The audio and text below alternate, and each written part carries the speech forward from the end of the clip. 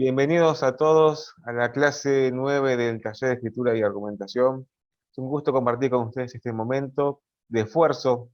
Sé que están acá después de una semana larga, un jueves ya casi de noche, con frío, pero los aliento a que estamos muy cerca de terminar de este proceso que inició en marzo. Hemos hecho muchas actividades, muchas lecturas. El día de hoy seguiremos profundizando un nuevo tema, ¿no? El tema es agroquímicos, la cuestión del derecho ambiental. Esta clase 9 es una preparación para la clase siguiente que va a ser la actividad final de escritura de un ensayo. Todavía no están las consignas para la clase que viene. Lo que sí esta clase, subrayan, es de preparación y de investigación, ¿no? De entrar en el tema, ese paso previo a la hora de escribir un ensayo. Que ahí en el ensayo es donde van a aplicar las estrategias y secuencias argumentativas que venimos viendo en la clase 6, 7, 8. Como siempre es un gusto estar con ustedes. Yo me encanta escuchar sus preguntas, también saber cómo están con esta materia, con la facultad, con otras, sí, con sus actividades diarias, porque es importante saber, en base a eso, uno también planifica la clase.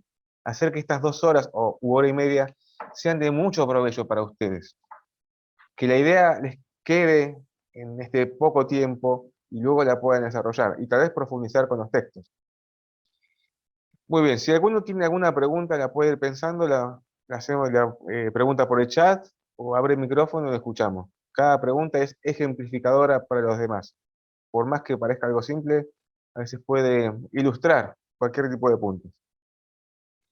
Antes de empezar con la clase 9, haremos un repaso de la clase 8, y ahí sí, de lleno entramos en los agroquímicos, agrotóxicos, glifosato, etc. En la clase 8 analizamos diferentes secuencias lingüísticas, la narrativa, la explicación, descripción y la argumentación. Se analizó cada fragmento, ver sus características, ¿no?, para analizarlo en detalle. Sin embargo, no quiere decir que esas secuencias se puedan utilizar de forma aislada. Tal vez en un mismo texto, o en un ensayo, en un escrito de doctrina, en una sentencia, o en un escrito formal del abogado, se puedan utilizar esas secuencias. Y ahí es lo característico, que puede ser que todas esas secuencias estén orientadas hacia un fin. En este caso, argumentar. Y vemos cómo dentro de la argumentación se podrían utilizar estrategias de narración, descripción, explicación, etc. Pero en sí mismos, esas secuencias no son estrategias argumentativas, porque vimos que dentro, ahora sí, de la argumentación hay estrategias específicas, que uno tal vez naturalmente las hacía eh, de forma cotidiana, sin pensar que esto era una estrategia. Por ejemplo, las citas de autoridad, ¿no? Uno escribe según lo que otro autor reconocido manifestó, dijo. Utilizar ejemplos, ¿m? Utilizar la prueba, ¿no? Hacer esos razonamientos de interpretación, utilizar analogías.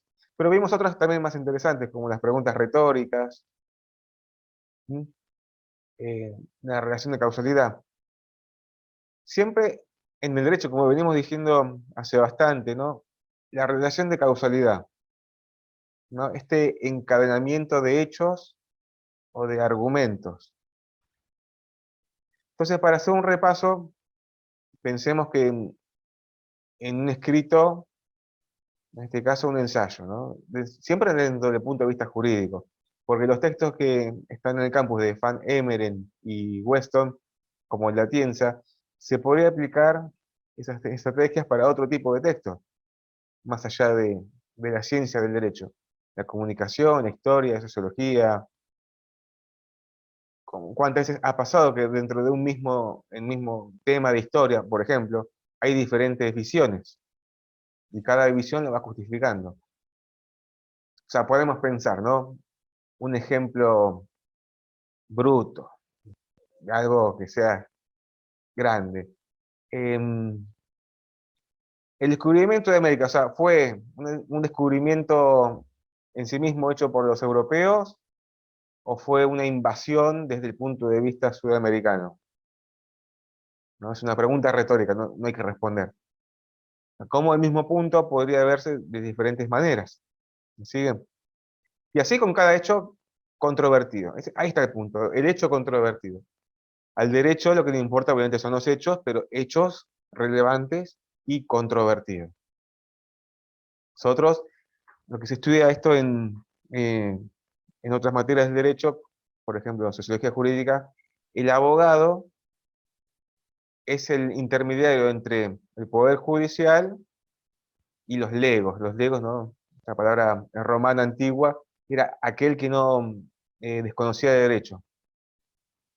Entonces, ya el hecho de ser intermediario, uno va purificando la petición. Uno escucha al cliente, le hace preguntas para extraer la información relevante y ajustar la petición. Y si esa petición tiene fundamento jurídico. Porque el marco de acción nuestro es eso, en un juicio formal es a través de la ley. No podríamos peticionar cualquier cosa por por un capricho, ¿no? Tiene que estar fundamentado en la ley. Y nuestro primer punto, o sea, ahí el abogado es intermediario y ya ahí en ese paso previo vamos, bueno, narrando hechos, explicando tal situación, describiendo una razón y luego argumentando. Por eso, para argumentar, en muchos casos, como decía Aristóteles, primero tiene que haber una narración de los hechos, o sea, la causa, y luego viene el porqué de todas las razones de que esa causa debe ser así y su consecuencia. También como decía Aristóteles, esa narración de hechos debe hacerse de forma natural, tal cual sucedieron. No empezar de adelante para atrás, sino de lo más antiguo al presente. Weston también hace mención en sus consejos.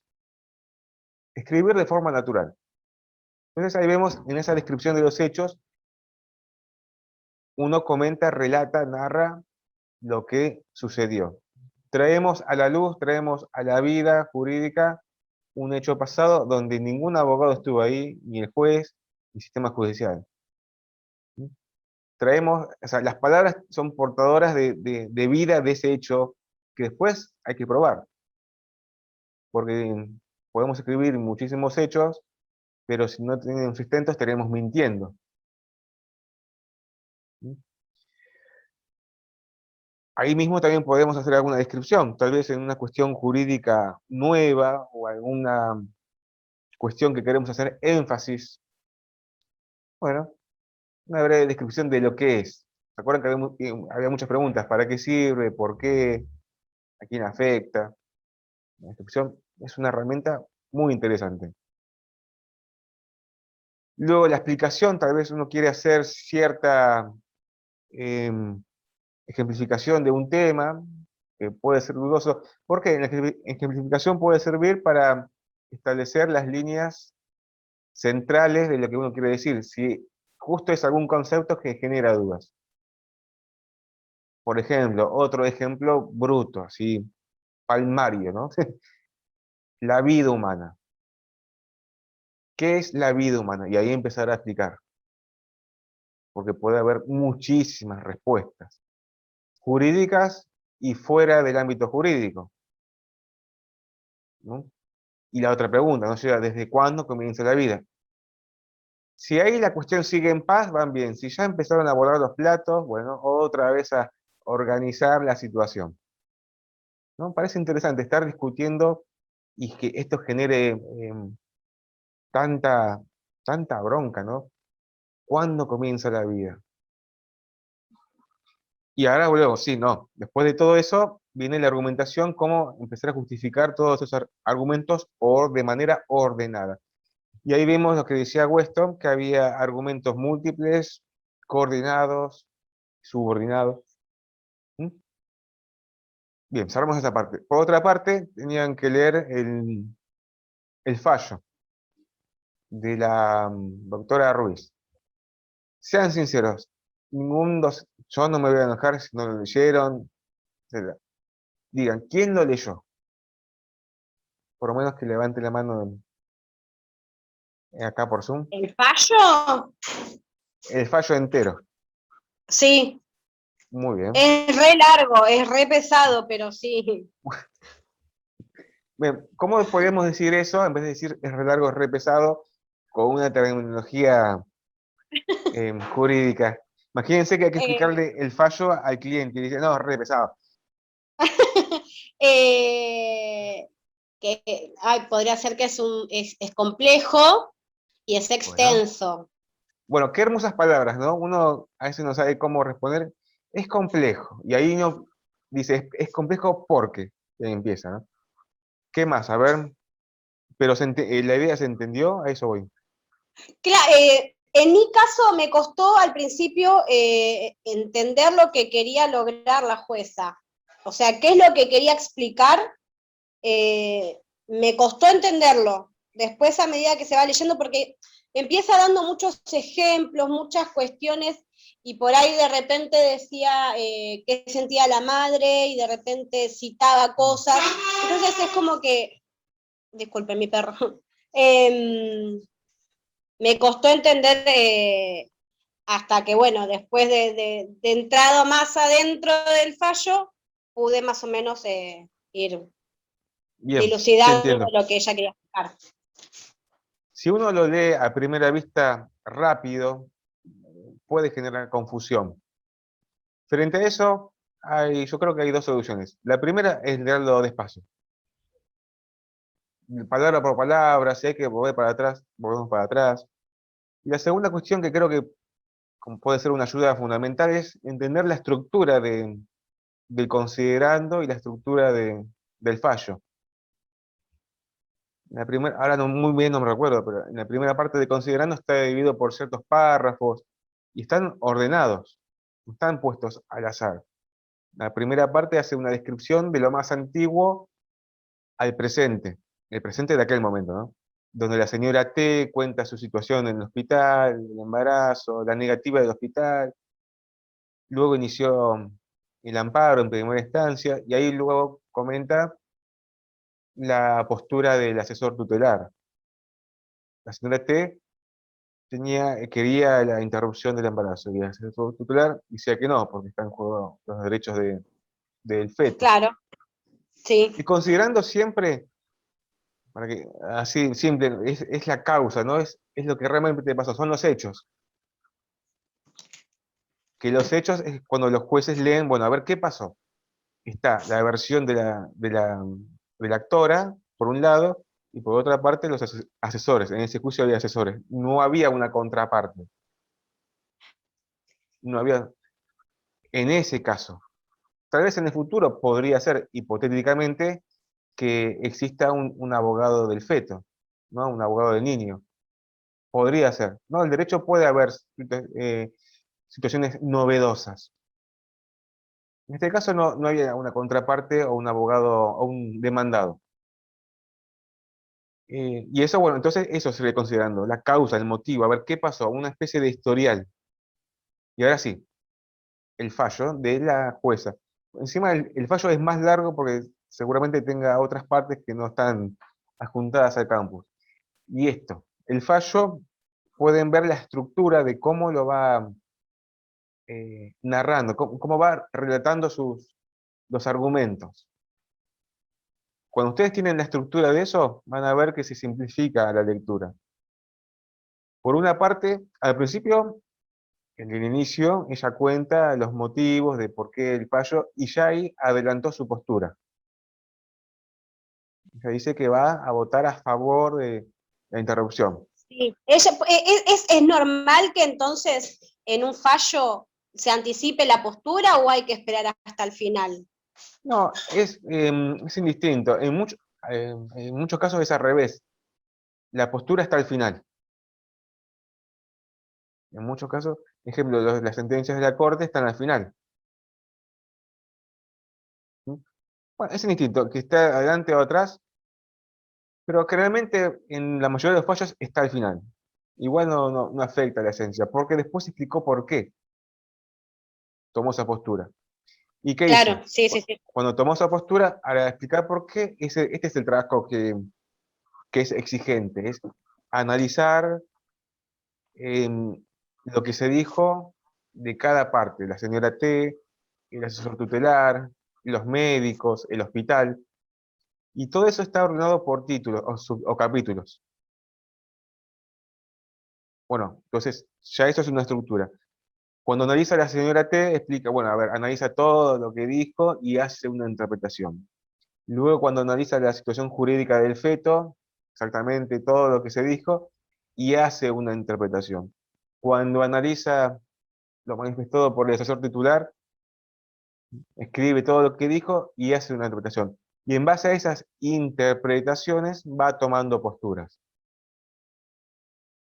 Obviamente es una postura que, si quieren, en un trabajo posterior podrían encontrar contradicciones en en algunas premisas.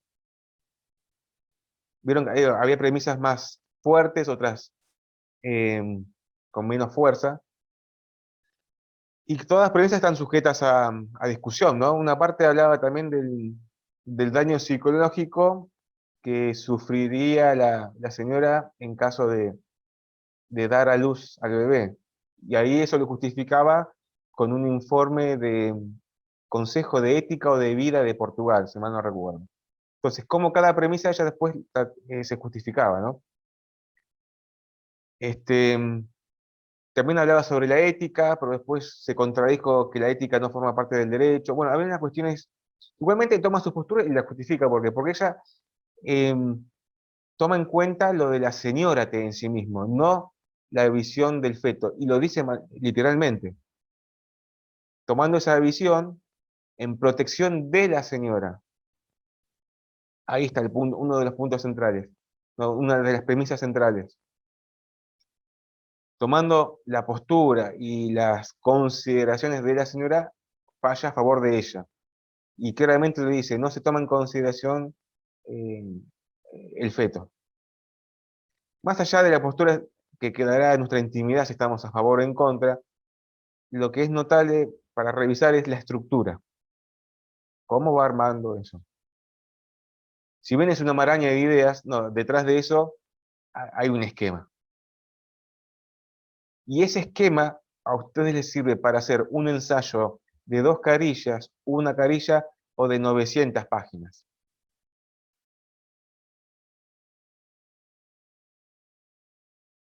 Bueno, entonces, a partir de eso, tenían que encontrar bueno, los ejemplos de autoridad, una explicación, una argumentación. Y había casos que por ahí se confundía, daba la cita de autoridad y también una explicación. Podía pasar. Cómo se mezclan las secuencias lingüísticas. Lo bueno de leer fallos de posturas eh, antagónicas, se pueden sacar esto, las estructuras, los conectores, la forma de argumentar, la forma de refutar, porque también puede pasar que en la refutación hay visiones que uno mismo no tomó en cuenta. Y uno puede decir, ah, pero qué interesante, qué inteligente esta refutación. A mí jamás se me hubiese pensado refutar así.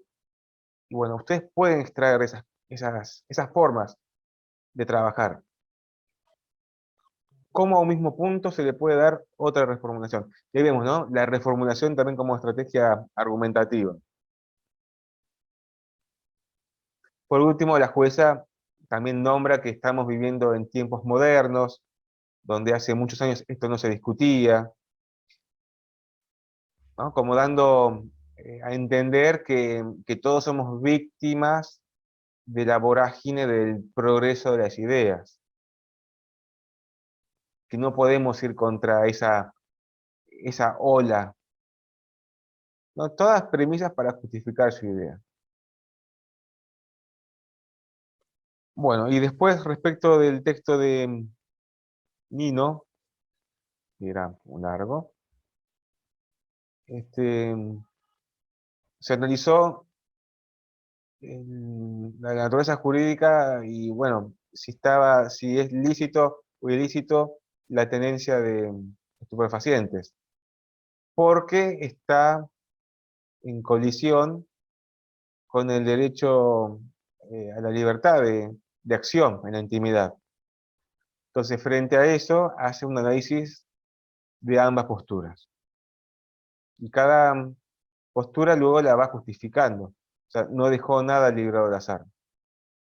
Luego de eso, en un apartado, habla de la punición, ¿no? De el hecho de sancionar penalmente a la tenencia de estupefacientes con teorías. La teoría perfeccionista, la teoría paternalista y la teoría de la defensa social. Lo interesante de esas tres visiones es cómo luego las va refutando. Bueno, de ahí saquen alguna estrategia, alguna forma.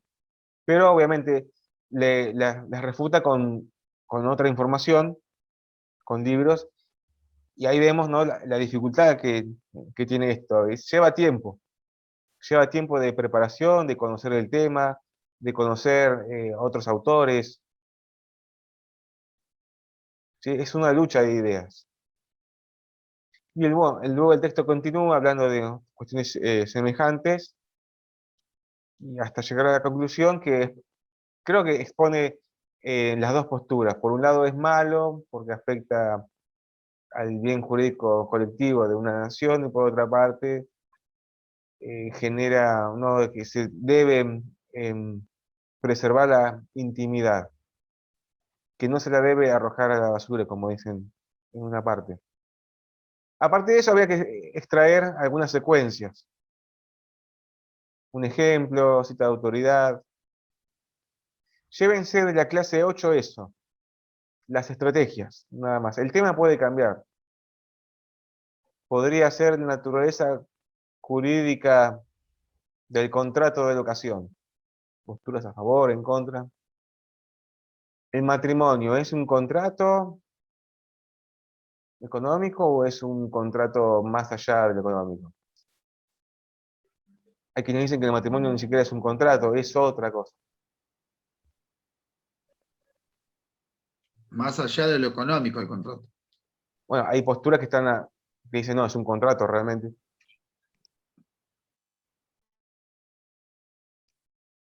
¿Cómo todas las cuestiones se podrían llegar a discutir? Por lo menos ver que hay otras visiones. Matrimonio. Bueno, en sí mismo la palabra matrimonio no viene de la antigua Roma. En el hecho de, en esencia, no me acuerdo la palabra en latín, pero en esencia de cuidar a la mujer.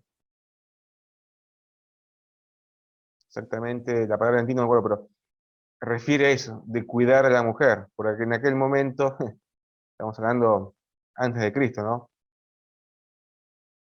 Eh, una mujer romana embarazada,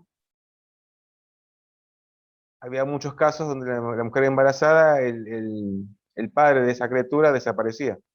Entonces vagaban por Roma o por el Imperio Romano mujeres embarazadas sin su pareja.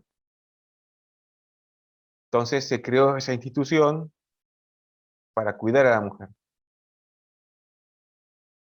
Un detalle, el matrimonio. ¿Conocen el chiste, no? Matrimonio y patrimonio. Patrimonio, conjunto de bienes, matrimonio, conjunto de males. Breve detalle, cuando vean familia. Está Bueno, bueno. Hay que saber bien dónde nombrarlo, no justo en una mesa donde hay un divorcio y reciente y empezar a hablar de esas cosas. Bueno, detalle, todo eso lo van a ver en Civil 5. ¿Alguna duda de la clase 8? ¿Algo que no haya quedado claro, que se necesite una apuesta más fina? En general se entiende, ¿no? Las secuencias, las estrategias argumentativas, y todo eso hace a la validez, a la veracidad, a la fortaleza de un escrito. Piensen que esas estrategias ustedes las van a utilizar, las van a llevar a la cancha, a la práctica, en su escrito. Al principio es un lío, uno tiene un problema con la investigación, después cómo ordenar toda esa información, pero estas estrategias facilitan ese camino, ese trayecto.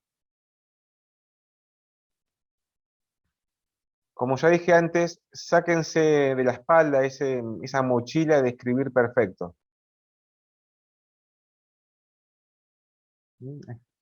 Háganlo para aprender, pero sáquense la mochila de escribir perfecto, porque en sí mismo ningún escrito llegaría a esa perfección. Siempre se podría mejorar en algún punto. Cuando digo sacarse esa mochila de la perfección, tampoco significa escribir cualquier cosa y caer en la mediocridad. Hagan su mejor intento. Pero no se decepcionen si no salen como ustedes querían.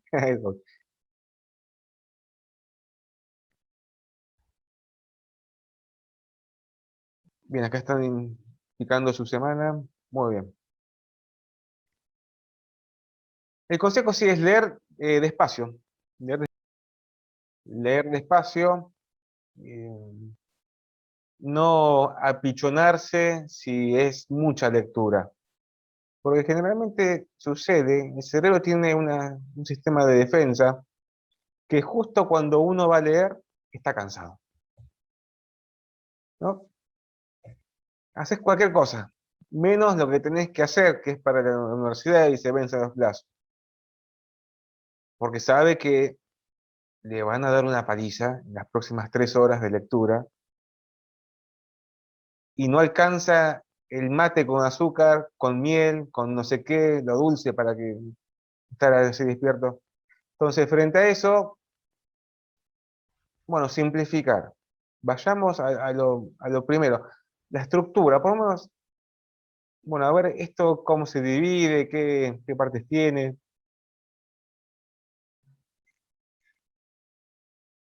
Cuando van leyendo, bueno, hacer notas, eso también es importante, a ver, esta parte es importante. Generalmente se hace una primera lectura a vuelo de pájaro rápido y después se hace otra lectura más profunda. Pero no se apichonen con la extensión de los textos. No hay misterios. Esta estructura que estamos viendo acá se aplica, como dijimos, a un ensayo de una carilla, de 10, 50 o 900, como el libro de Atienza.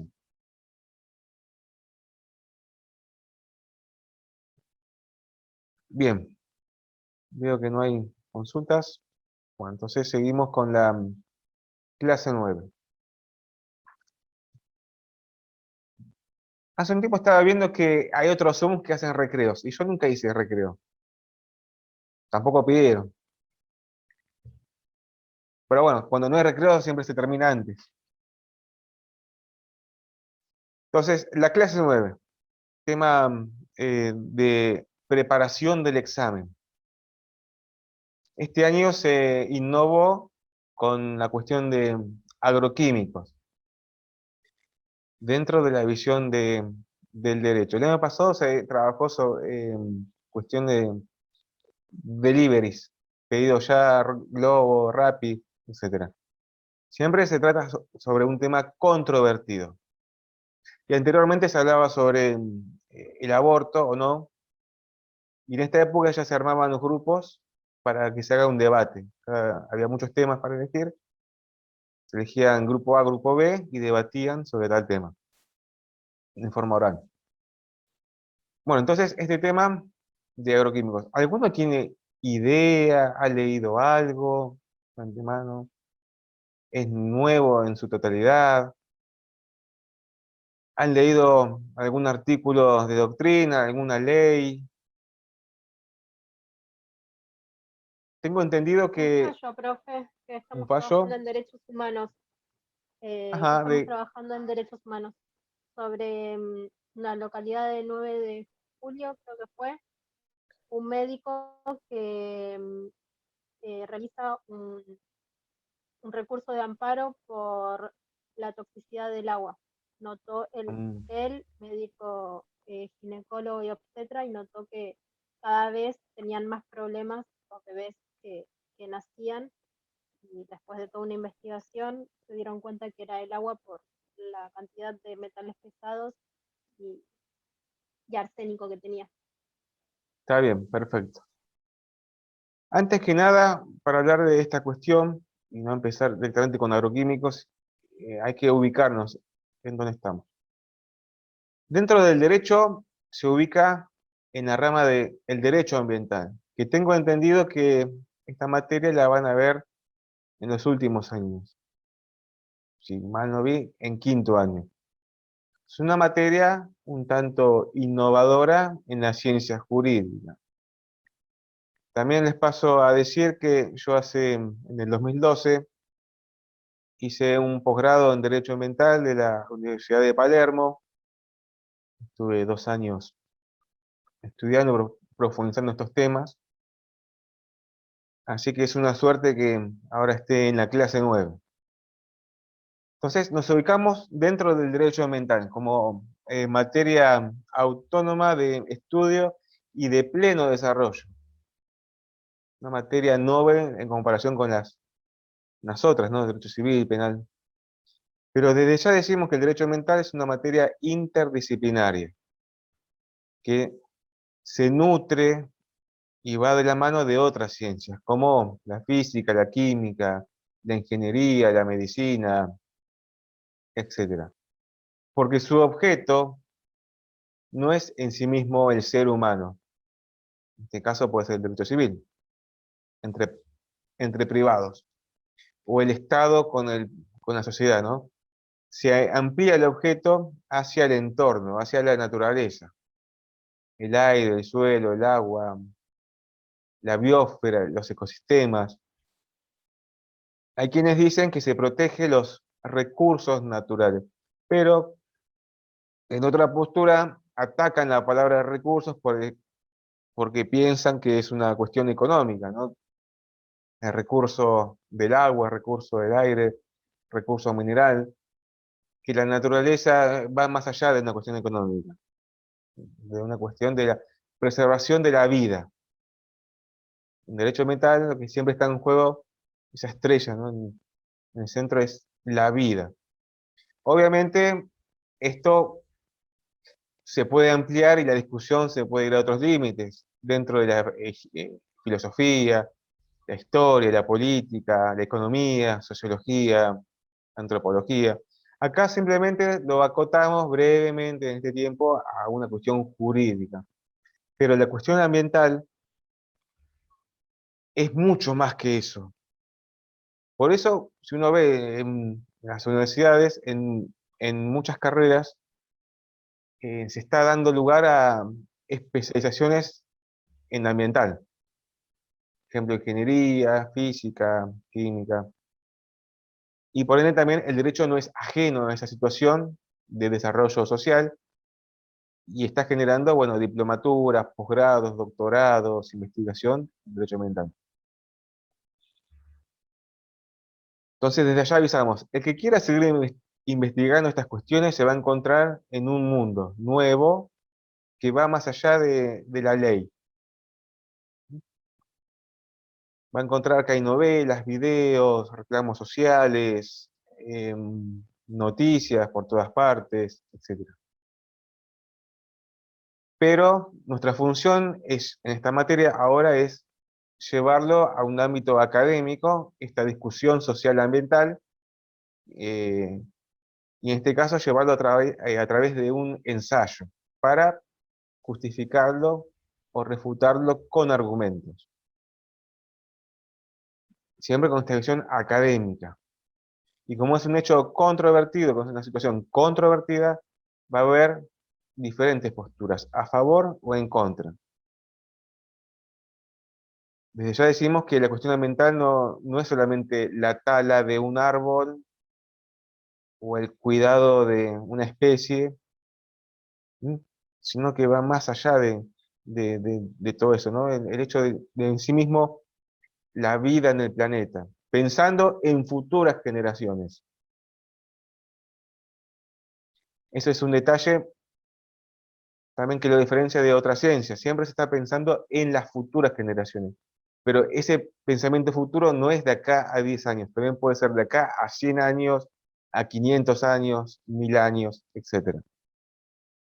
Entonces, el objeto de derecho ambiental está en la cuestión de la naturaleza, todos sus componentes, suelo, aire, agua, ecosistemas, biodiversidad, flora, fauna, etc.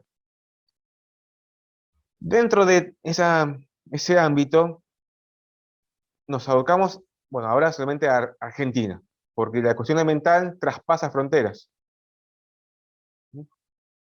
Cuando esto se ve dentro del derecho, van a encontrar normativa en derecho administrativo, en derecho penal, en derecho civil, en derechos humanos, ¿no? Los derechos internacionales, hay tratados ambientales, etc. Entonces vemos que es una materia amplia, en principio, que tendremos que profundizar. En esa maraña de problemas ambientales, ¿cuáles podemos nombrar? Uno de ellos, sí, es la contaminación por agroquímicos, pero no puede haber otros problemas. Contaminación del aire, contaminación del agua, energía, petróleo, fracking, minería, destrucción de flora, fauna, basura, ciudades sustentables, etcétera, ¿no? Hasta el mismo empaque de la comida, transporte, imaginen, ropa, vestimenta, ¿no? Todo la huella de carbono, ¿no? Y la sustentabilidad también de las empresas. ¿Sí? Bueno, entonces, pero de todos esos problemas solamente elegimos uno. En este caso, solamente agroquímicos o los agrotóxicos. No obstante, dentro del mundo, esto ya se estudia en ingeniería, ¿no? Y la física y la química, los agroquímicos hay cientos de químicos que se utilizan en la producción. Y acá solamente nos vamos a abocar a uno solo. El conocido y tan mencionado glifosato.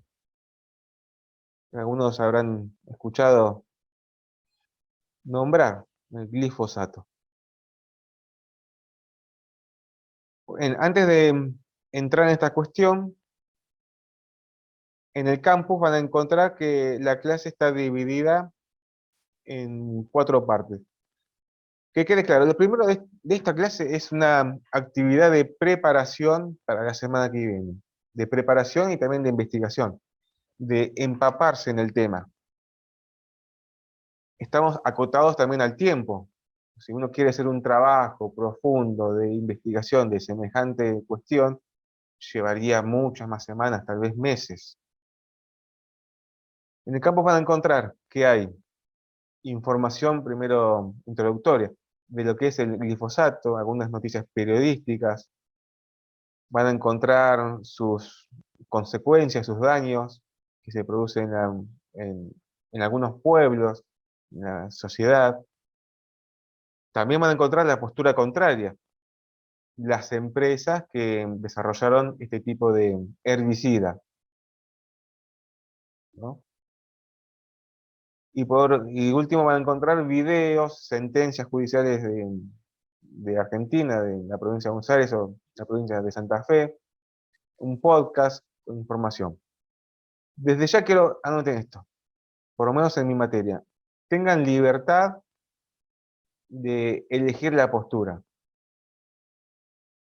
Yo no voy a valorar, bueno, a ver, los que están a favor de las víctimas o los que están a favor de las empresas, y ya con eso genera una presunción. No, yo valoro la forma de argumentar, porque después el punto de vista puede cambiar con ustedes.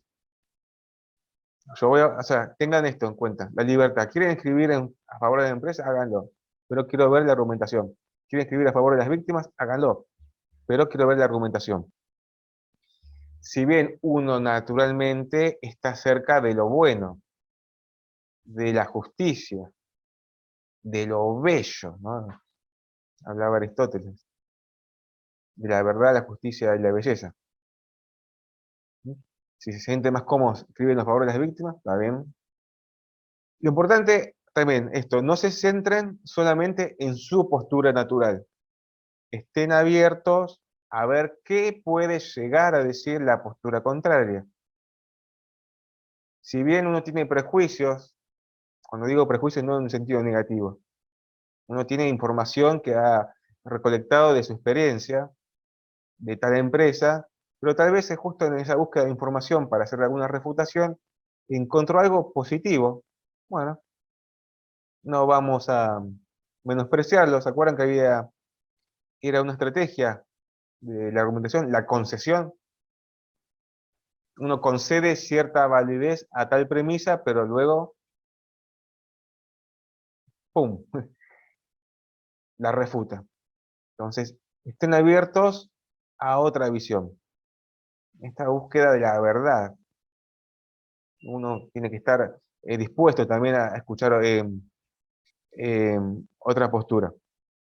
Entonces, esta clase es de recolección de información, de empaparse en el tema. Hay un video largo, bueno, vean lo que puedan, y a partir de eso van respondiendo las preguntas de las actividades. Por ejemplo, ¿qué es el glifosato? ¿Qué argumento tiene? ¿Cómo se puede refutar? Lo que importa de esto es ustedes cómo encontraron el argumento. Por ahí es cortito, pero es encontrar esa fórmula, nada más. Porque después esas fórmulas de argumentación, ¿no? Es la que ustedes van a utilizar para justificar su ensayo. Por eso es de preparación. Empezar a jugar, a manejar, a tratar, a reflexionar pequeños argumentos. ¿Sí? Entonces, cuando ya estén seguros con eso, ahí sí, pueden seguir con otros argumentos y así van armando un ensayo. Porque el ensayo no solamente es que uno escribe a favor de una postura. En este caso luego se les va a pedir, seguramente, que hagan mención a la postura contraria para luego refutarlo. Y a partir de eso sí, luego una conclusión, no solamente una opinión.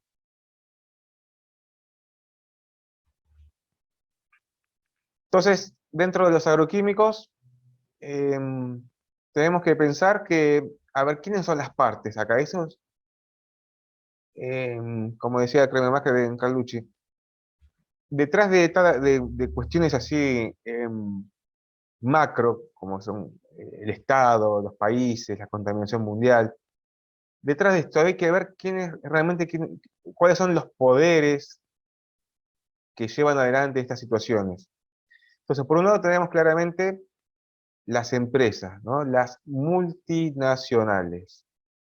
Esta cuestión que se trata acá de agroquímicos no es solamente de Argentina, sucede en muchos países, principalmente en las grandes potencias. Principalmente, como ya acá dijo la compañera Miriam, la empresa que desarrolló este tipo de herbicida fue Monsanto, para luego crear la semilla transgénica de la soja. ¿No? Ellos en su interés obviamente pueden ser muchos fines, económico, político, que sea, han desarrollado una tecnología novedosa. Pero ojo, atención, no todo desarrollo, ese progreso de ir para adelante, significa que sea bueno. Todo tiene una consecuencia. Tal vez tuvo consecuencias positivas a los productores que lo han utilizado y han generado rentabilidad.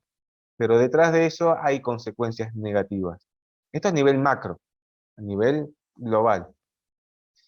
Pero ¿qué pasa? En Argentina es un país ya por la extensión de la pampa húmeda y la extensión de la frontera agrícola, que se expandió mucho más al norte, junto con la economía mundial, se aumentó el desarrollo y plantación de soja, del monocultivo, porque nuestro país tiene características óptimas para eso, por el clima,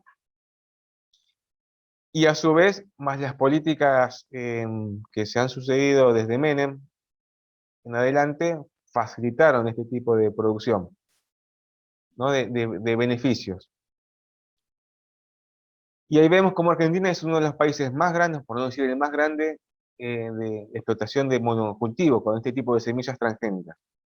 Semillas genéticamente modificadas, ¿para qué? Para que se plante la soja, se aplique el herbicida, el glifosato desarrollado por Monsanto, eliminando todo tipo de malezas, plagas, insectos, no, sin perjudicar a la misma semilla. Entonces la semilla tiene una fuerza natural para crecer, libre de todas las otras circunstancias negativas que podrían afectarla. ¿Sí? Entonces, por un lado la semilla, por otro lado el herbicida. Por ende, cualquier tipo de producción, vemos los campos extensos de soja y facilita ese desarrollo.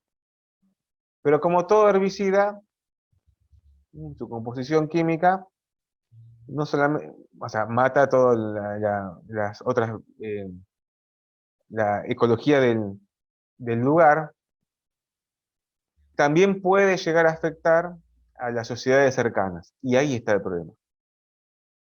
¿No? Ahí está el problema. Entonces, ahí hicimos una pequeña introducción de lo que es brevemente, ¿no? Desde nuestra visión jurídica, porque si uno lo estudia, lo habla con un ingeniero agrónomo, un experto en glifosato, un químico, dará una explicación mucho más profunda. Y ahí vemos cómo el derecho ambiental es, está relacionado con otras ciencias. Volviendo al derecho, bueno, a ver, siempre esto para ubicarnos, ¿no? Ya que estamos investigando el tema y no entrar de lleno a ver qué es el glifosato, y como estamos en la Facultad de Derecho, ¿qué dice el cuerpo normativo argentino? A nivel internacional van a encontrar muchos tratados de derechos humanos que hacen mención al ambiente.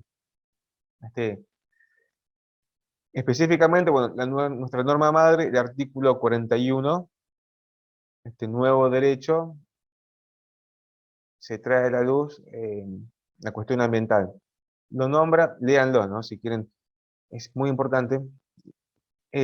Existe el derecho al ambiente sano y también la obligación de mantenerlo así. ¿Sí? Entonces, es un derecho, pero también es una obligación de preservarlo para nosotros y las generaciones futuras. Es un derecho constitucional. Y ahí ya empieza a nombrar algo que es muy importante en el derecho ambiental, el daño. Específicamente, el daño ambiental. Todo va a estar ahí. ¿Cuándo realmente hay un daño ambiental y cuándo no hay un daño ambiental? Lo dejamos ahí en el tintero.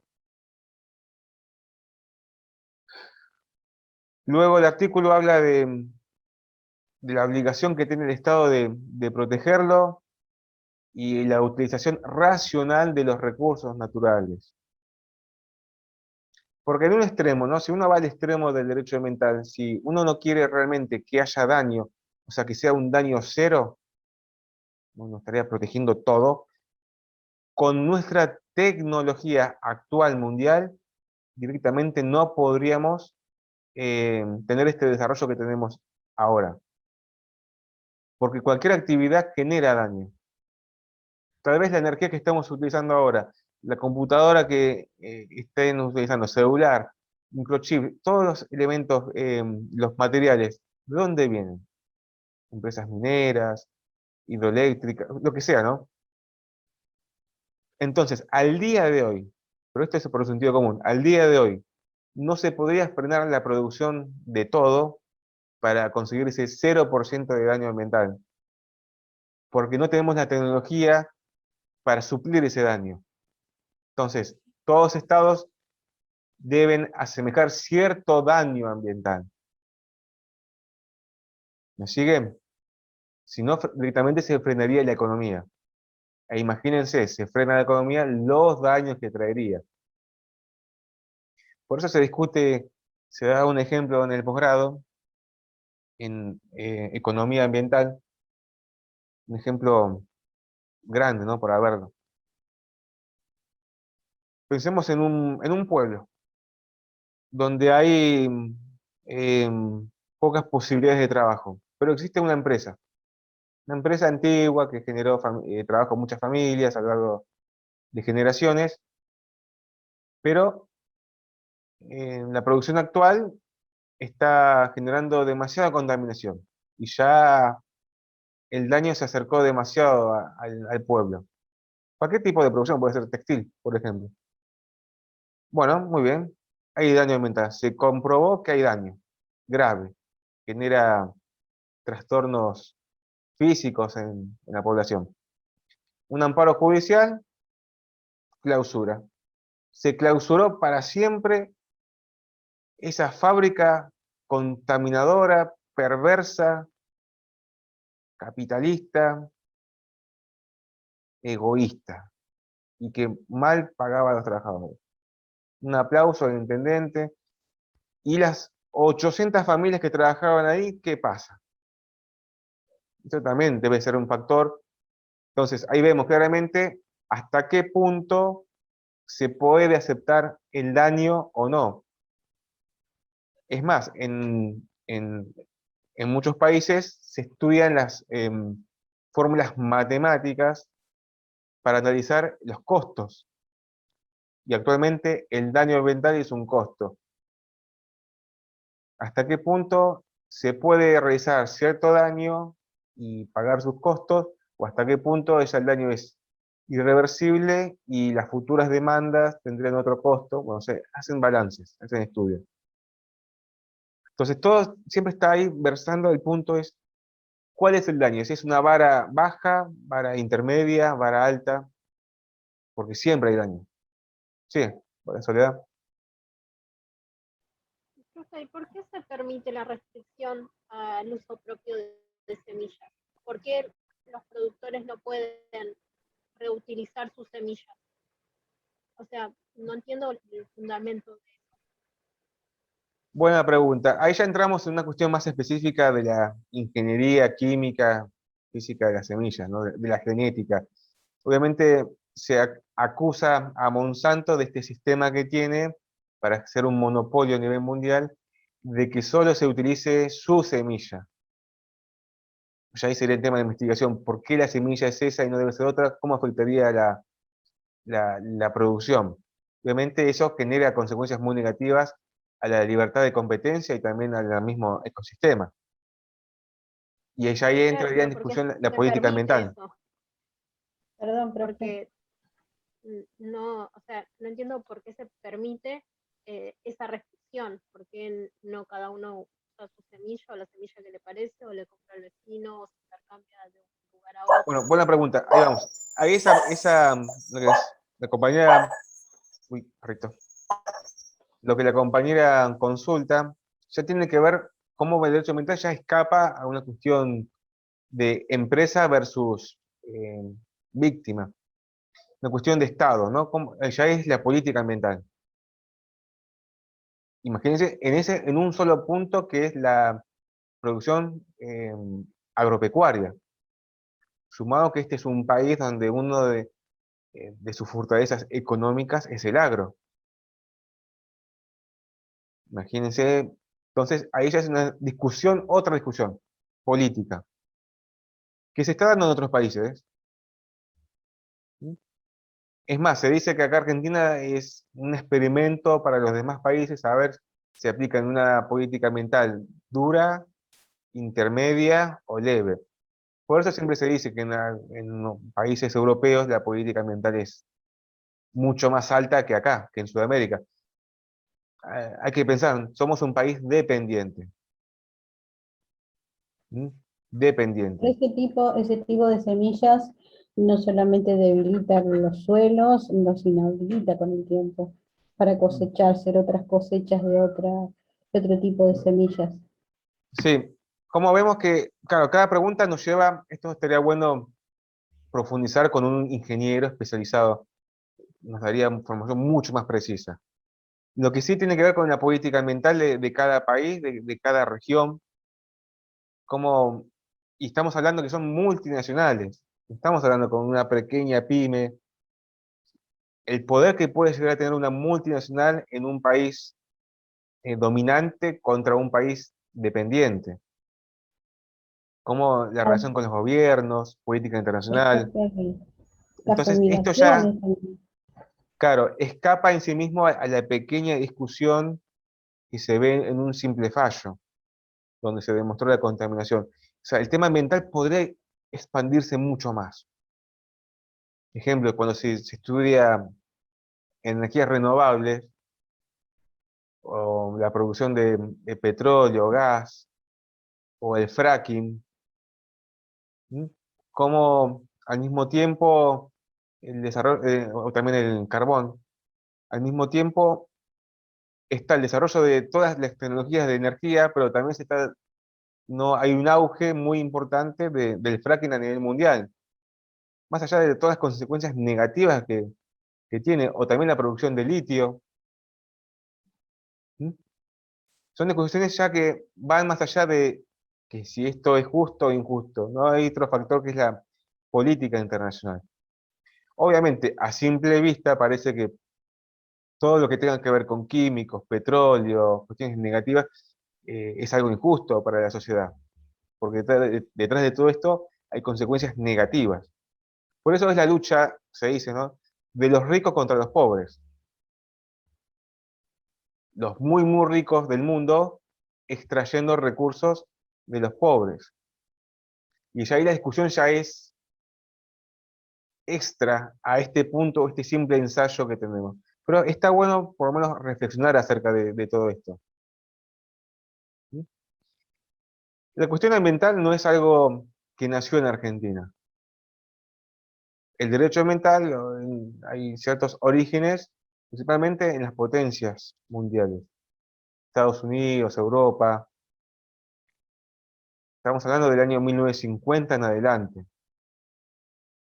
Respecto del derecho, siempre habrá otra discusión en otras ciencias, por ejemplo en historia, en la religión, en la sociología.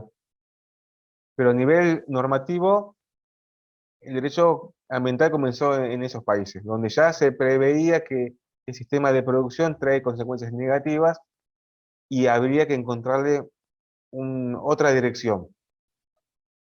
Y uno pensaba, bueno, el derecho ambiental es poner límites a todo lo que sea negativo y cerrar fábricas. No, bueno, frente a eso se empezó a dilucidar nuevas estrategias, como el derecho sustentable, el desarrollo sustentable o la sustentabilidad, donde puede continuar existiendo una producción dentro de unos parámetros normales y que ese daño sea aceptable.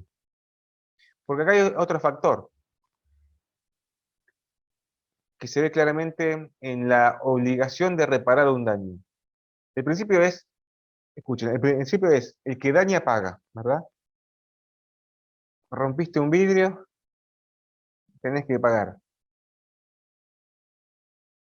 En derecho ambiental, el principio es diferente. Lo primero que se intentaría o que se podría hacer es la recomposición. El que daña tiene la obligación de recomponerlo para que el entorno se recupere. Obviamente, cuando el daño es irreversible, no queda otra que una indemnización monetaria y tratar de evitar en el futuro esa situación. Pero en principio lo que se busca es la recomposición. porque el dinero en sí mismo no, una indemnización monetaria no genera no minimiza el daño. Bueno, entonces lean el artículo 41. A nivel provincial, ¿no? La Constitución de la provincia de Buenos Aires es el artículo 28.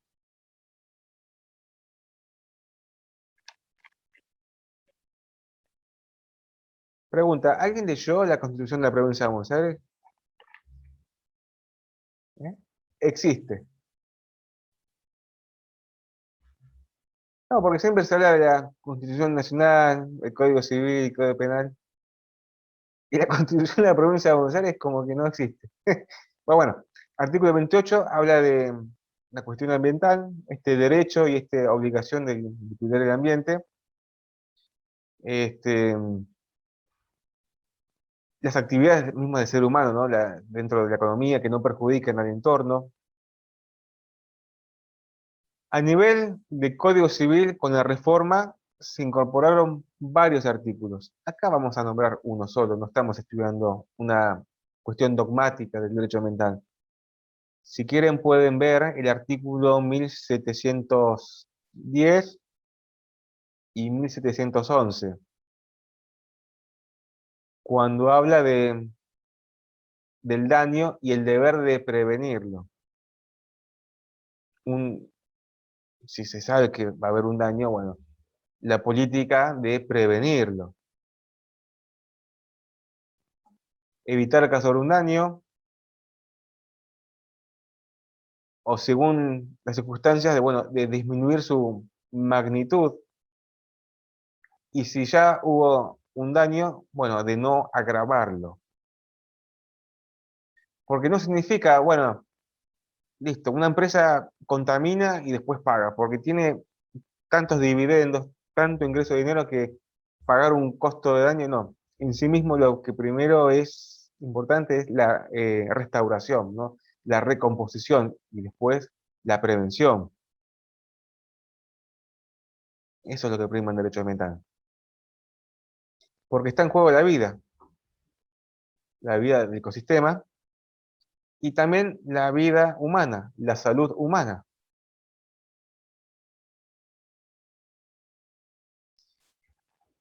Si quieren pueden ver el artículo 51 del Código Civil, porque está muy relacionado con la salud humana,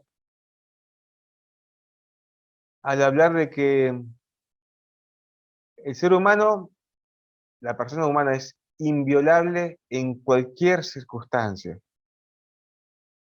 teniendo derecho al reconocimiento y la dignidad. Interesante, ¿no? En cualquier circunstancia, ¿no? La protección máxima de la vida. ¿Cómo este mismo tema se podría llevar a los fallos anteriores? Bueno, interesante. Y ahora sí, esa es la normativa general. Existe una ley madre del derecho ambiental, que es la Ley General del Ambiente, la LGA. Ley General del Ambiente, la 25675. Si quieren la pueden leer, no es obligatorio, siempre es optativo a fines de conocimiento.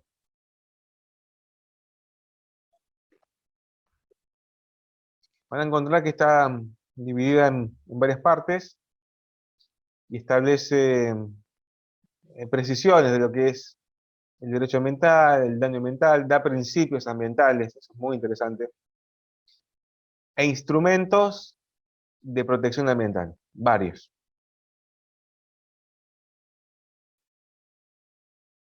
Pueden leer para este tema el artículo 27, ahí sí, ¿no? Otra vez que ejemplifica lo que es el daño ambiental, como para definirlo. Siempre en el derecho es un problema, ¿no? Es una cuestión, la definición de las situaciones. Nunca hay una definición exacta, total, precisa, acabada, justa, de un hecho controvertido.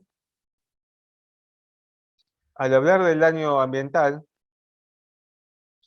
establece que es toda alteración que modifique de manera negativa el ecosistema. Una bonita definición cuando estudien ambiental. Toda alteración que modifique de manera negativa el ambiente.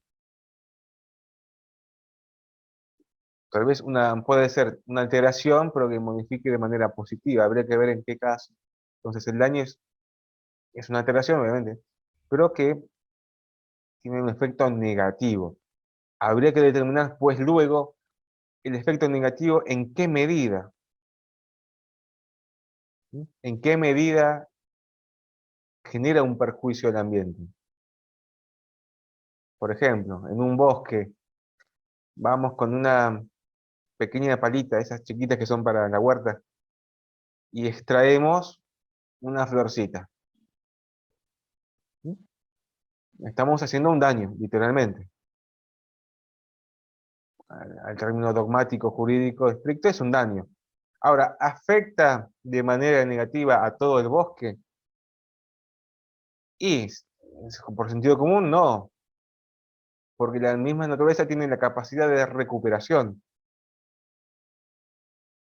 Entonces, ahí, la capacidad de recuperación es otro factor que también está en juego.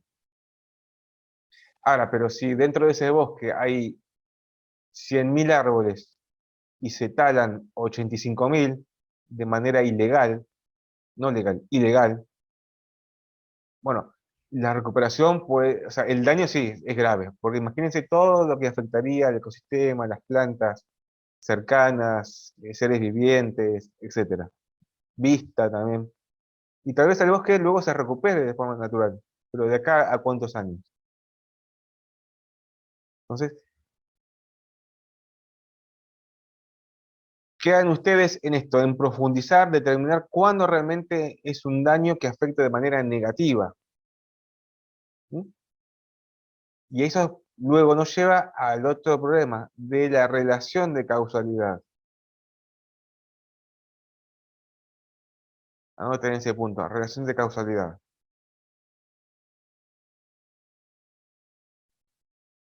Para entrar otra vez llevar la cuestión al glifosato, bueno, ¿qué es? El glifosato es un herbicida,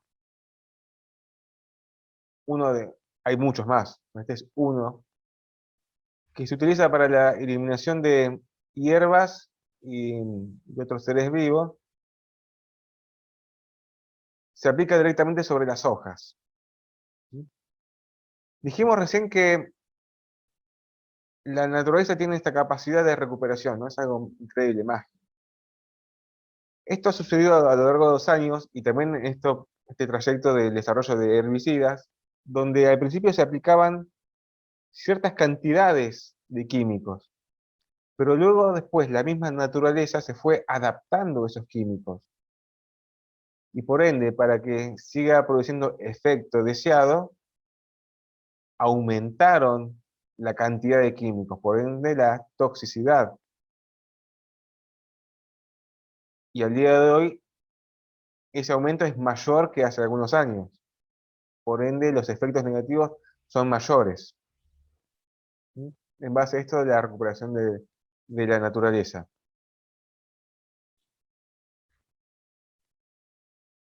¿Y qué pasa? Esos químicos, a la hora de aplicarse, pueden ser de forma manual, a través de aviones o sistemas de maquinaria llamados mosquitos dentro del campo, ¿lo vieron?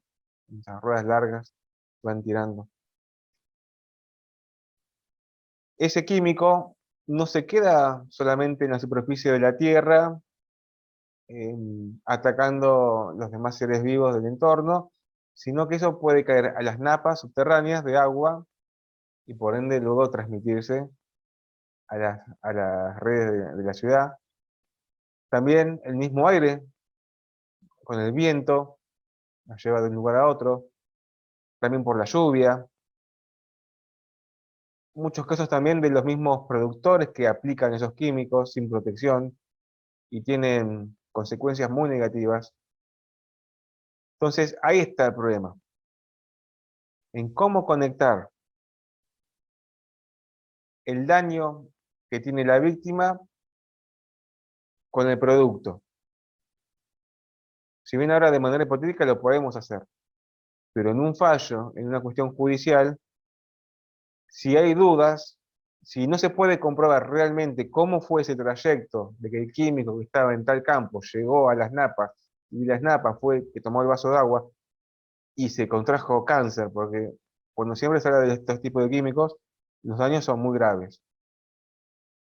El caso más grave es la muerte, bueno, cáncer, tumores, alergias, afectación en la respiración, etc. Es probar ese vínculo de causalidad, esa relación de causalidad.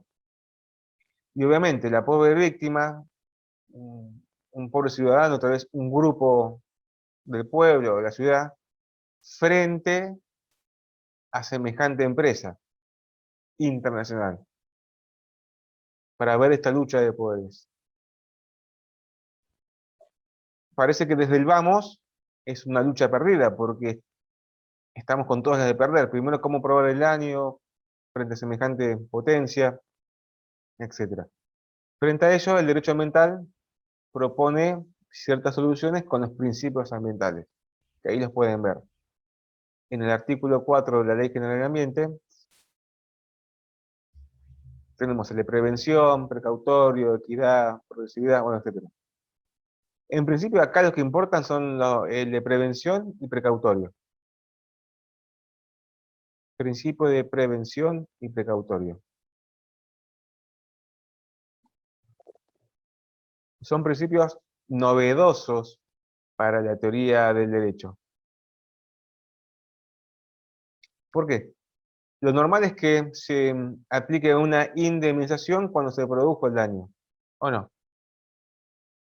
Eso es lo primero, es lo normal, lo usual. Pero en derecho ambiental sucede que a veces el daño no es palmario, no es notorio, no es visible.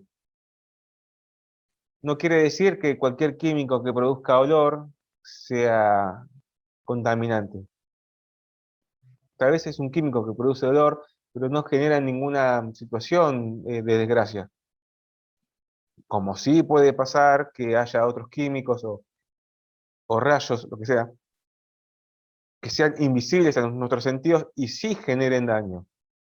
O como también ese daño puede ser que no se vea de un momento para otro, sino que se vea de acá recién a cierta cantidad de tiempo. Por ejemplo, como hablaba la compañera, en el caso de 9 de julio, la contaminación de estos químicos a través del agua, las napas, tal vez recién ahora se estarían dando las primeras consecuencias y relación de causalidad, pero este daño se viene produciendo tal vez hace mucho tiempo. Entonces ahí vemos un problema en cuanto a la distancia del tiempo y la presencia del daño real. Frente a eso, cuando uno cree que hay información científica que dice, no, si realmente esto va a ser así, bueno, ahí se aplica el principio de prevención. ¿Mm? Los jueces pueden aplicar este principio. En caso de duda, porque todavía no hay un daño real, sino que si bien hay información, subrayado hay información, se puede aplicar este principio de prevención. Por un lado, bueno. Ahora viene el otro principio, el de precaución. Este sí es más novedoso. ¿Qué pasa si realmente uno por sentido común piensa, no, acá realmente esto no está bien, acá va a haber un daño muy importante y estamos muy cerca de las fumigaciones, acá esto esto va a terminar mal. Pero no, el derecho ambiental depende de otras ciencias, de los informes técnicos, de la tecnología, etc. Y hay ausencia de información. Entonces, bueno, cuando suceden estos factores, se puede aplicar el principio precautorio, que esto después lo van a recontraestudiar en derecho ambiental. los límites, el marco del principio de precautorio y cómo las sentencias lo aplican, porque están dictaminando sobre una cuestión que todavía no hay información científica y se cree que va a haber un daño. Siempre aplicado con prudencia en la cuestión ambiental. Todavía no se está aplicando en otros fueros. Imagínense, en derecho penal, por principio precautorio, según la cara que tiene y la forma de vestir, lo metemos preso. No, sería... o principio, esto para que se entienda, ¿no? Principio precautorio, bueno, a ver, ¿quién está hoy presente? Bueno, todos estos, acá en la clase, bueno, ya estarían aprobando la materia y los que no están, ¿no? Aplicar este principio es una cuestión difícil, muy difícil, porque los jueces se arriesgan en base a presunciones, a indicios, en vista de un daño muy grave. Porque el derecho ambiental no es que afecta a una persona o a una familia, puede afectar a toda una comunidad. Y ahí viene otro problema, ¿no? La cuantificación del daño. Esto brevemente, para que se diferencie las ideas, ¿no? En la prevención hay información científica que realmente va a suceder tal daño, y en el principio de precaución no hay información científica. Pero se genera un momento de duda, y si hay duda, el derecho no se aplica. Pero si no se aplica, tal vez haya daño. Entonces, listo, por principio precautorio, por las dudas, se sanciona. Hasta ahora, ¿hay alguna consulta?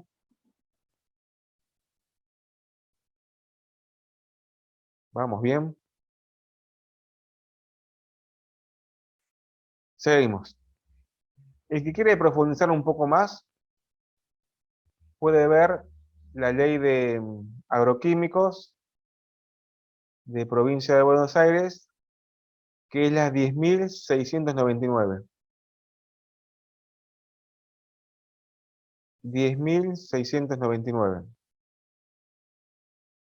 Es al modo informativo, no se pide un análisis exegético.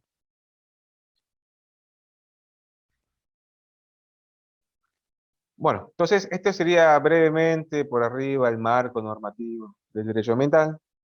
Cuando ven en el campus van a encontrar noticias, artículos que no son de abogados, notas de opinión, para ver lo que es el glifosato a nivel macro de sociedad. No es solamente un pequeño conflicto entre la empresa y la víctima, sino que esto afecta la política nacional de un país, pensando a futuro, ¿no? Como país dependiente, tercermundista, etcétera, etcétera, etcétera. El autor, hay un autor que habla de un colapso ecológico, donde se hace una analogía, ¿no?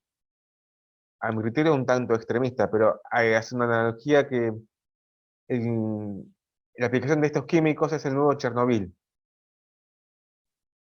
con la diferencia que el daño acá se da de manera paulatina, de manera escalonada. Tal vez una aplicación indiscriminada de estos químicos en la producción agrícola tendría demasiados daños a nivel social. Lo importante es que entren en el tema, lo lean, se empapen, vean las posturas, ya vayan esto, como consejo, vayan anotando las ideas que a ustedes les puede llegar a servir.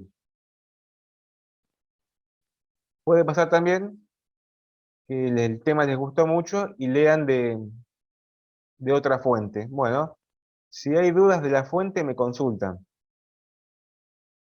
porque van a encontrar en Google que hay muchísima información, desde otros países, Europa, China, Estados Unidos.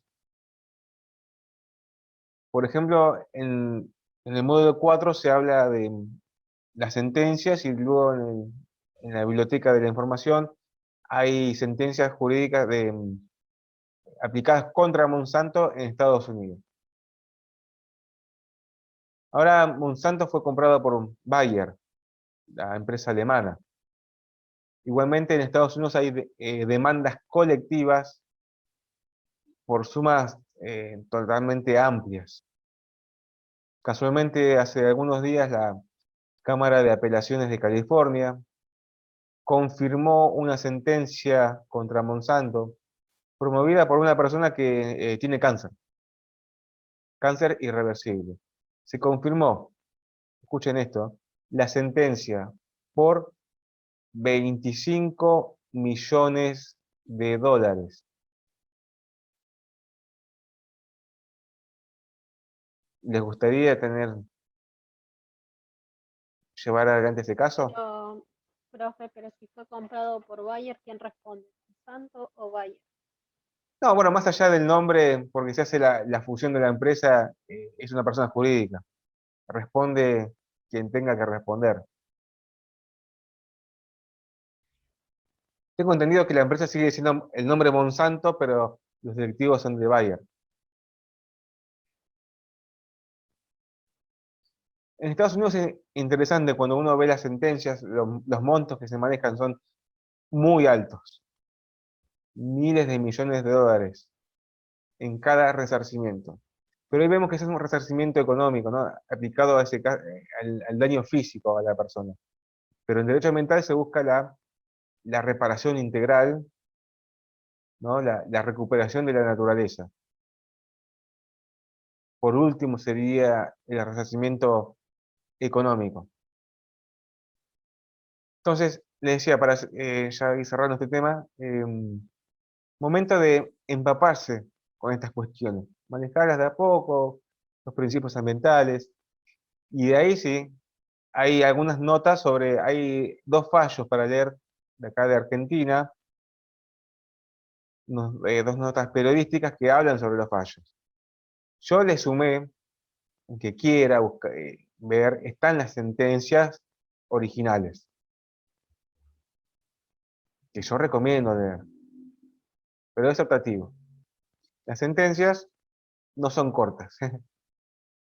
Si ya se sumó lo de Nino que vienen arrastrando, ahora se suman otras 2 más, una de 40 y pico de páginas y la otra de 50.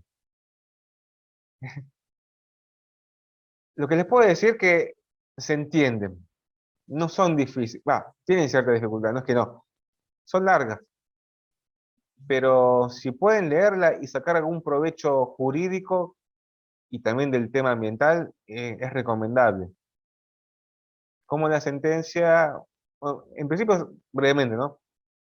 Una es contra el municipio de San Jorge, en Santa Fe, y la otra también contra otro municipio, Ortiz y Sastre, son pequeños pueblos. Pueblos que están dentro del campo, donde hay gran producción de soja, y se utiliza a mansalva, o se utilizaba a mansalva este químico. Entonces, la misma comunidad reclamó. Anoten esto, ¿no? En ambiental es la misma comunidad, no es que son una persona aislada que reclama. Es un derecho social, ¿no? Ese reclamo de decir basta, de respetar la dignidad humana, los nuevos derechos. Entonces, se promovió por un amparo. Ahí vemos que el artículo 43 de la Constitución Nacional establece los requisitos del amparo. Si bien hay otras medidas judiciales para iniciar un reclamo ambiental, el amparo es el más expedito, el más rápido. Entonces ahí van a leer qué reclamaban. Son similares. En principio, lo que se busca no es el cese de la producción agrícola, sino que tiene que haber mínimo una distancia entre la sociedad y la fumigación. 500 metros, 1000 metros, 800 metros, varía en cada caso. Pero había casos donde estaban fumigando al lado del colegio. Y los chicos salían en el parque, o sea, todas las enfermedades que sucedieron ahí. O estaban fumigando cerca de la cancha de fútbol. Entonces van a leer el fallo, si en la medida que pueden, van a ver cómo el juez ordena la información, porque tienen que tomar ambas posturas, la postura de los productores agropecuarios y la postura de las víctimas, y ahí viene este tema que es central. Probar el daño. Porque es fácil de decir a viva voz, este agroquímico, agrotóxico, contamina. Si bien hay una presunción de esto no hay que obviarlo, hay una presunción. La cuestión, si uno estamos en la Facultad de Derecho para trabajar de manera seria y concisa y precisa, con argumentos, hay que demostrar por qué contamina. Porque si solamente se presenta, bueno, hay una víctima que tiene cierto tumor cancerígeno, habría que analizar cuál, tiene que estar totalmente relacionado con el químico y no con otra patología anterior. ¿Me siguen? Entonces, el problema en derecho ambiental es la prueba. Primero porque es costosa. ¿Cómo hacer un análisis a toda una sociedad? La prueba de víctima que tal vez apenas tenga recursos para su familia, ¿no? Y encima ir contra un gigante. Bueno, entonces el Estado ofrece ciertas medidas eh, para equilibrar. Pero siempre, como esto depende de otras ciencias, la prueba es un factor total, ¿no? La relación de causalidad. Y obviamente, en la contestación de la demanda es donde van a atacar. Como no está probado esa relación de causalidad, se tiende a atacar el fallo. Y ahí entra la discusión, el principio de prevención y precautorio. Entonces, estos dos fallos han aplicado el principio precautorio. ¿Me siguen? Porque entendieron, en base a toda la prueba, no solamente del daño del cáncer, bueno, en el caso de Sastre contra la Municipalidad de Sastre, se presentó una familia y también mencionaron el gravísimo daño físico que tuvo su hija de 2 años, cáncer. Y no solamente justificaron su reclamo con ese hecho trágico, sino con otros más. Ejemplo que se utiliza mucho en ambiental, informes de las universidades nacionales, ¿sí? Que tienen los elementos para aportar este tipo de pruebas. Además de cómo probar, no es que se prueba en sí mismo con un informe de un día, de un rato en el campo. Ejemplo, la Universidad de Rosario puso una especie de campamento de investigación en la zona por tantos días para comprobar la cantidad de químicos, informes del CONICET también, etc. Entonces, ahí sí, desde la materia podemos ver cómo ordenaron las premisas de manera coordinada para intentar justificar el daño en el principio precautorio, pedir la inconstitucionalidad de tal ordenanza que establecía que se puede fumigar a 500 metros y eso igualmente generaba daño. Entonces vean todas esas cuestiones. En sí hay dos cuestiones, la cuestión de derecho, por una parte de la legitimidad del amparo o no, porque el demandado va a atacar, diciendo, no, el amparo no es el medio, el amparo no se puede pedir tal cosa. Y la postura del actor, no, mira, pasó todo esto, y queremos eh, un espacio mayor de una ampliación de la fumigación que no esté tan cerca. No piden el cese total, sino que por lo menos no esté tan cerca. Bueno, yo creo que es un tema muy interesante, que le guste esto, lo puede investigar, se van a encontrar con cuestiones muy novedosas. Lo que vean los votos de los jueces, que son muy interesantes, cómo van justificando su idea, porque ahí ustedes sacan la forma de cómo ordenan todas esas secuencias. Y a partir de eso la postura que tienen. El fallo, bueno, contra Sastre es mucho más largo. Es muy interesante, esto lo quería decir. El derecho ambiental siempre va de la mano de la tecnología que esté en el mercado, ¿no? De los avances de la ciencia. Cuando estábamos estudiando en el año 2012 esta cuestión de agroquímicos, recién había cierta doctrina que hablaba del principio precautorio, de los fallos. Pero en estos últimos 4 o 5 años, no, mucho más, estos 10 años casi, eh, hubo notables avances. Y tal vez este sistema de monocultivo sea de esta época, pero de acá a 100 años más puede ser que cambie, con el mismo desarrollo de la tecnología. Siempre el desarrollo de las nuevas formas de producción han generado malestar en la sociedad. Por ejemplo, cuando se descubrió el uranio y su potencialidad, se pensaba que era mágico, que servía para todo.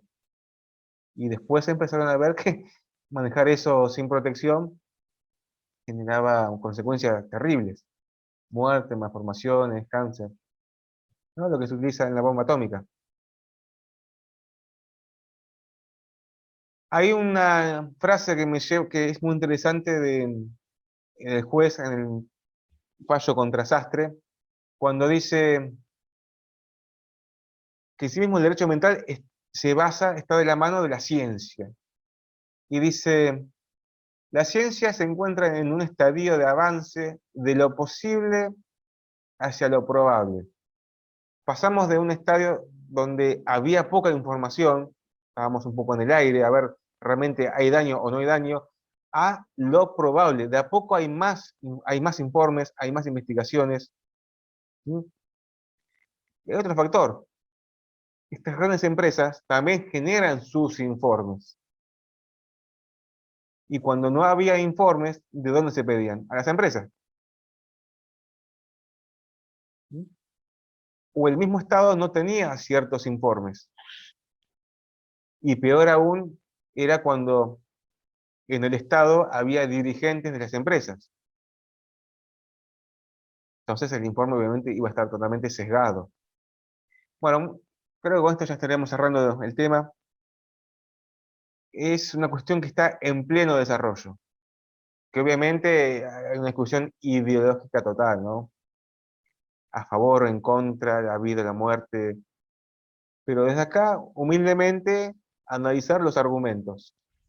Como dije al principio, tengan libertad de postura. No se sientan obligados a tomar tal postura. No, no.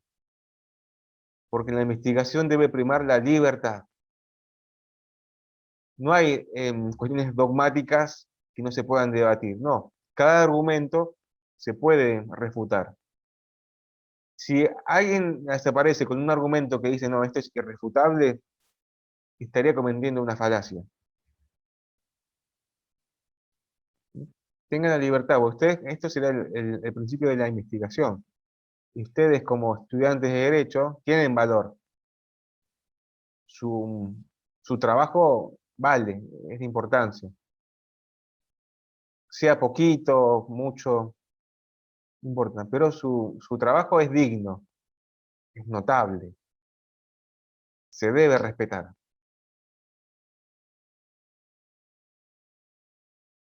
Bien, acá alguien, Soledad preguntó si puede entrar al campus. Yo entré. Salvo que haya un problema. No, no hay problemas. Para cerrar este tema. Entonces, esta clase es de investigación. Empaparse del tema, leer las dos posturas. Van a ver que hay información que no tiene nada que ver con el mundo jurídico, porque en sí mismo el tema ambiental va más allá de lo jurídico. Pero desde acá, obviamente, estamos en la facultad, les damos esa visión normativa. Vimos la Constitución Nacional, Provincial, la Ley General de Ambiente, el Código Civil, el daño ambiental, lo que es, cómo establecer esa alteración negativa, y lo que siempre está ahí dando vueltas, cómo probar ese daño, esa relación de causalidad, junto con la aplicación de los principios, prevención, precautorio, etc. Muy bien. Y esto, bueno, vayan pensando en cómo van a ir organizando su ensayo, ¿no? Que sea digno. No importa si es poco o mucho, pero que sea digno. Si hay dudas, esto sí, si hay dudas, por favor me consultan. Puede ser que busquen en internet agroquímicos y estén leyendo un artículo de norte de Brasil, etcétera. No, no. Nos abocamos acá a Argentina. ¿Mm? Muy bien, nada más. Gracias por estar. ¿Hay alguna consulta? El examen va a ser sobre el glifosato, ¿no? Sobre el fallo este. En la actividad del ensayo, sí, en principio sí, no les quiero adelantar nada. Por eso es una preparación del ensayo. Hay El que tema buscar hoy es, información, ¿no, profe? está todo en el campus. Primero hagan lo que está en el campus. Dale, listo. No se vayan por las ramas. Porque la actividad del campus está orientada a esto, ¿no? Primero ver una postura, luego la segunda postura y viceversa. Hacer pequeños argumentos, pequeñas refutaciones, cortitas. Porque esto es la base para lo que viene.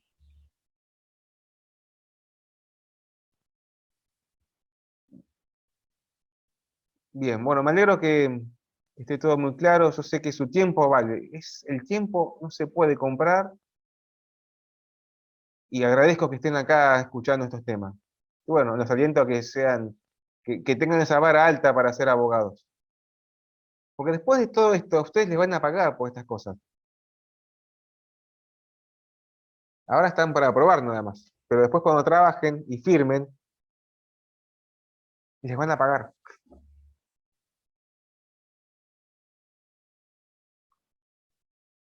Muy bien, los aliento a que sigan con todo esto. En este lío de palabras, este lío de ideas, en este mar de discusiones. Pero si van a discutir, que sea en forma argumentada y con refutaciones. Ahí van a ver cómo imponen respeto. Bueno, muy bien, nada más. Les deseo una buena semana, buen descanso. Seguiremos viendo los partidos de la Libertadores. No, gracias a usted, profe, A Gracias, ustedes. profe. Muy por la interesante. paciencia que nos tiene. A ustedes sigan, sigan. Nos veremos la semana que viene. Gracias. Como siempre digo, la clase ha terminado. Vayamos todos en paz. Nos vemos.